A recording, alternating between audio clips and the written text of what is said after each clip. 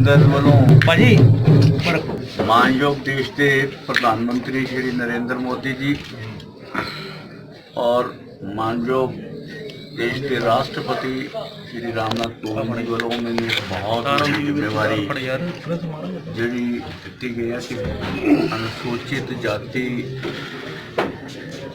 के मामलों को देखते हुए उन्होंने SC कमीशन राष्ट्रीय SC कमीशन का मैंने चेयरमैन मनोनीत किया गया है। और मैं दसना चाहांगा कि जिस विश्वास के नाल उन्होंने मैनू मनोनीत किया है, मैं उन्होंने विश्वास के उत्ते खरा उतरने की कोशिश करूँ। दूसरा कि इस कमीशन के जोड़े मुख्य भूमिका होनी है वो अनुसूचित जाति के वर्ग के लोगों के उत्ते हो रहा अत्याचार का उन्होंने भेदभाव उन्होंने ਜਿਹੜਾ ਸ਼ੋਸ਼ਣ ਜਿਹੜਾ ਉਹਨਾਂ ਦਾ ਹੋ ਰਿਹਾ ਉਹਦੇ ਲਈ ਉਹਨਾਂ ਨੂੰ ਨਿਆਂ ਦਿਵਾਉਣ ਦਾ ਕੰਮ ਜਿਹੜਾ ਉਹ ਇਸ ਕਮਿਸ਼ਨ ਦਾ ਹੁੰਦਾ ਹੈ। ਉਹ ਚਾਹੇ ਸਮਾਜਿਕ ਤੌਰ ਤੇ ਦੇਖਦੇ ਹਾਂ ਅਸੀਂ ਬਹੁਤ ਸਾਰੇ ਉਤਪੀੜਨ ਹੁੰਦੇ ਆ, ਚਾਹੇ ਸਰਕਾਰੀ ਤੌਰ ਤੇ ਸਰਕਾਰ ਦੇ ਵਿਭਾਗਾਂ ਦੇ ਵਿੱਚ ਹੁੰਦੇ ਆ, ਉਹ ਚਾਹੇ ਕੇਂਦਰ ਦੇ ਹੋਣ, ਚਾਹੇ ਉਹ ਸੂਬਾ ਸਰਕਾਰਾਂ ਦੇ ਹੋਣ, ਚਾਹੇ ਉਹ ਅਰਧ ਸਰਕਾਰੀ ਹੋਣ, उन्होंने भी जोड़े कर्मचारी अनुसूचित जाति के काम करते हैं उन्होंने भी अत्याचार जोड़े होंगे उन्होंने भी भेदभाव होंदा आ भी निवारण भी करता तो उन्होंने न्याय दिवाने ये बहुत बड़ा भूमिका निभाता है। और तीसरा जो सरकारों दी योजनावां होंदियां वो केंद्र सरकार दी होण या सूबा सरकार दी होण उन्होंने सही तरीके नाल लागू होण और किते भी किसी ਉਹਦੇ 'ਚ अनुसूचित जाति के हित तो उन्होंने वांझिया ना रखा जाए इस का ख्याल भी करने का जोड़ा काम वो कमीशन करता है। और अगर किते किसी की शिकायत मिलती है तो किसी भी विभाग की वो उचित इंक्वायरी करने का भी समर्थ रखता है। और ये कोल दीवानी कोर्ट सिविल कोर्ट लगाने का भी अधिकार होंदा है। तीसरे रूप के असीं देखते हैं कि जिथे ये योजनावां का भी हो गया, समाजिक शोषण भी हो गया, सरकारिता भी हो गया, और चौथे रूप में असीं ये कह सकते हैं कि जिहड़ियां इन्हां ते अत्याचार होर ना वधण इस दे लई भी समय समय के उत्ते जिहड़ियां जिहड़े समाजिक संस्थावां नाल मिल बैठ के और सरकारी संस्थावां दे नाल बैठ के भी जिहड़े उन्हां दे अनुभव होंदे उन्हां दे जिहड़े एक्सपीरियंस होंदे आ उन्हां दा उपयोग सदुपयोग करते हुए और समाजिक संगठनों का भी तो सलाह मशवरा करके जिहड़ियां भी उचित चीज़ां होंदियां उन्हां दे तौर ते सरकार नूं ये सलाहां भी देनियां होंदियां ताकि वो अपनियां योजनावां नूं बनाउंदे समय अनुसूचित जाति के लोगों का हितां दा ख्याल रखण और ऐसे भी माहौल होवे कि अगे कुछ इन्हां डिस्क्रिमिनेशन ना होवे ਉਹਦੇ ਲਈ भी व्यवस्थित करने के लिए या उन्होंने लिए योजना माहौल बनाने के लिए असी समय समय के उत्ते संविधानिक मर्यादावां नूं ध्यान च रखते हुए उन्होंने सलाह भी सरकार नूं दिंदे आ ताकि वो जिहड़ियां अगलियां योजनावां बना सकन।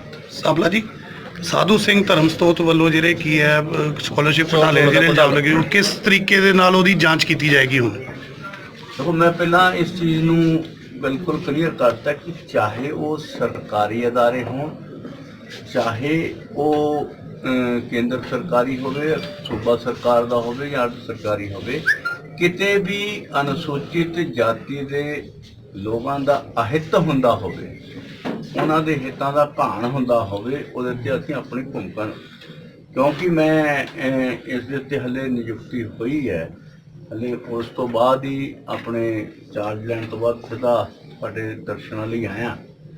अगले हफ्ते तो इसका काम शुरू हो जाएगा क्योंकि 7-8 महीने तो ये कमीशन जिहड़ा सी खाली कह सकते सी या ये पद के उत्ते कोई चेयरमैन नहीं सी जिस करके बहुत सारा काम पेंडिंग पिया है और उसनूं छेती अपनी स्पीड बढ़ा के अपनी कम की शैली बढ़ा के और इनू छेती छेती निबेड़िए और जिथे भी और मैं भी जरूर कहांगा ਇਸ ਕਿਸੇ ਵੀ ਜਗ੍ਹਾ ਦੇ ਉੱਤੇ ਕੰਮ ਕਰਦਿਆਂ ਹੋਇਆਂ ਕਮਿਸ਼ਨ ਦੇ ਕੰਮ ਨੂੰ ਕਿਤੇ ਵੀ ਰਾਜਨੀਤਿਕ ਗਲਿਆਰਿਆਂ ਨਾਲ ਨਾ ਦੇ ਵਿੱਚ ਨਾ, ਯਾਨੀ ਅਸੀਂ ਇਹ ਕਹਿ ਦਈਏ ਕਿ ਰਾਜਨੀਤਿਕ ਚਸ਼ਮੇ ਦੇ ਨਾਲ ਨਾ ਦੇਖਿਆ ਜਾਵੇ।